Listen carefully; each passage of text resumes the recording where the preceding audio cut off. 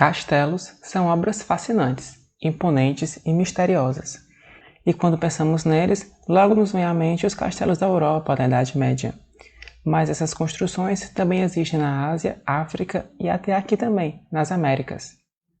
No vídeo de hoje, vamos responder a seguinte pergunta: será que existem castelos no Brasil? Antes de mais nada, vamos entender algumas definições. É muito comum confundir castelos com fortalezas, mas há uma diferença bem nítida. Os dois são construções fortificadas, de natureza militar, com o intuito de proteger uma região de alguma agressão, e possuíam muralhas, torres, ameias e fossos.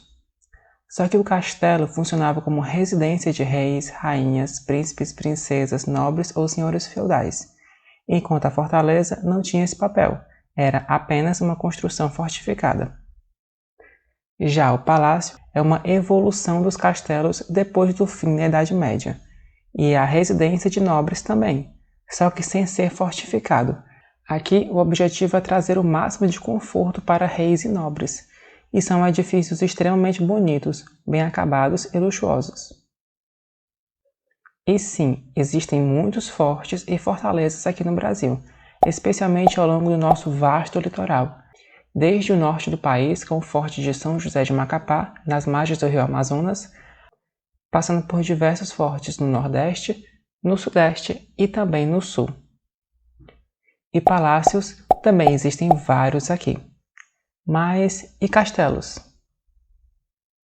Sim, temos um castelo seguindo as definições medievais, o Castelo Garcia Dávila, também conhecido como Casa da Torre, na Praia do Forte, município de Mata de São João, na Bahia, que teve sua construção iniciada pelos portugueses em 1551. Era um edifício fortificado e residência do explorador português Garcia Dávila, que era praticamente um senhor feudal. Então, aqui nós temos os dois requisitos para ser um castelo medieval. Da Casa da Torre, Garcia Dávila e seus descendentes administraram um dos maiores latifúndios de todos os tempos, que se estendia desde a Bahia até o Maranhão.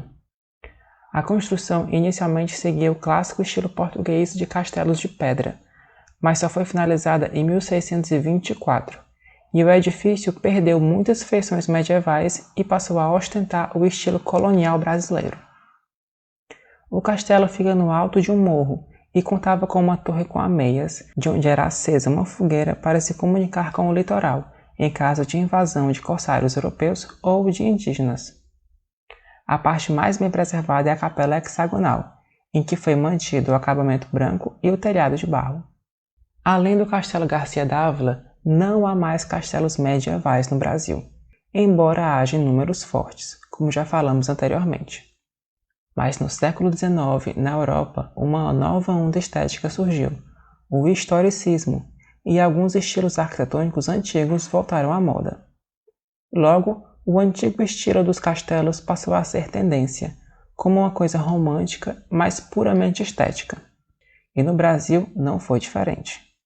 Em 1889, foi inaugurado o Castelo da Ilha Fiscal, na Baía de Guanabara, na cidade do Rio de Janeiro. Na época, o Rio de Janeiro era a capital do Império do Brasil, governado pelo imperador Dom Pedro II. O castelo foi idealizado pelo próprio imperador e projetado pelo arquiteto Adolfo José Del Vecchio. As ameias imitam os antigos castelos medievais, enquanto as torres pontiagudas, as janelas e os arcos ogivais lembram as catedrais góticas, também medievais. Mas o aspecto geral é de um castelo fantástico, delicado e romântico, que parece ter saído de um conto de fadas, exatamente o oposto dos castelos medievais que realmente existiram, que eram sombrios, gigantes, grosseiros e carrancudos. A família imperial brasileira era conhecida por ser modesta e muito discreta, mas o Castelo da Ilha Fiscal foi palco de um luxuoso baile em 9 de novembro, o último evento do Império do Brasil, antes da proclamação da República e do fim definitivo da monarquia, que aconteceu 6 dias depois, em 15 de novembro. Chegamos então no século XX, e algumas famílias ricas brasileiras financiaram construções de grandes casarões que se assemelham a castelos. Entre eles, temos o Castelo Furlane, em Pederneiras, no interior de São Paulo, erguido na década de 1910 e remetia aos palácios italianos do fim da Idade Média e da Renascença. Saindo de São Paulo e chegando no Rio de Janeiro capital, temos o Castelo Mourisco, da Fundação Oswaldo Cruz, uma instituição de pesquisa e tecnologia da saúde vinculada ao Ministério da Saúde. O castelo foi construído entre 1905 e 1918 em estilo neo-mourisco, ou seja, completamente inspirada nos palácios que os mouros muçulmanos ergueram em Portugal e Espanha durante a Idade Média. O termo mourisco vem dos mouros, que eram como os portugueses e espanhóis chamavam os muçulmanos, que vinham do norte da África e dominaram a região de Portugal e Espanha, a Península Ibérica, por vários séculos durante a Idade Média. O edifício tem 4 andares com acabamento em tons terrosos, bem à moda espanhola, com arcos em ferradura e arcos mouriscos, que são clássicos da arquitetura islâmica. Além disso, as torres laterais são coroadas com cúpulas em forma de cebola, outro clássico da arquitetura islâmica. O interior é decorado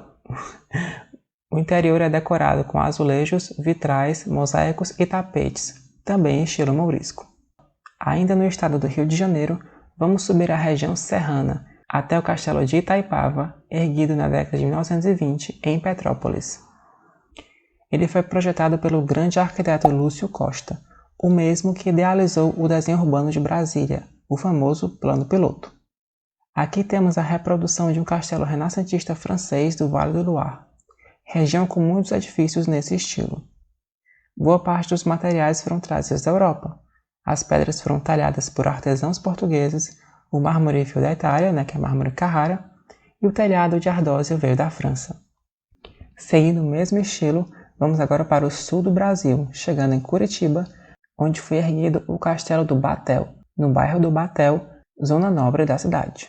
Ele também data da década de 1920 e foi fortemente influenciado pelo estilo renascentista dos châteaux do Vale do Loire, na França. De fato, parece que tiraram um dos castelos de lá e transportaram para Curitiba, de tão fiel que ele é ao estilo original, incluindo a volumetria, as janelas e portas de madeira e vidro, os jardins franceses, simétricos, rígidos e perfeitamente topeados, além da escolha dos materiais da fachada e do telhado de ardósia. A grande diferença, no entanto, é o tom bege e creme das fachadas, que mais se assemelha aos edifícios de Paris do que dos castelos do Vale do Loire. E no nosso último castelo de hoje é também o mais recente, o castelo do Instituto Ricardo Brenan, em Recife, no Pernambuco, aqui no Nordeste.